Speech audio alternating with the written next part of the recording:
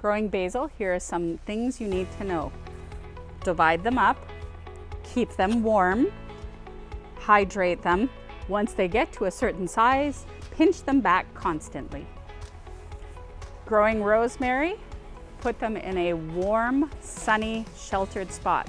In the wintertime, mulch with hay over the stems.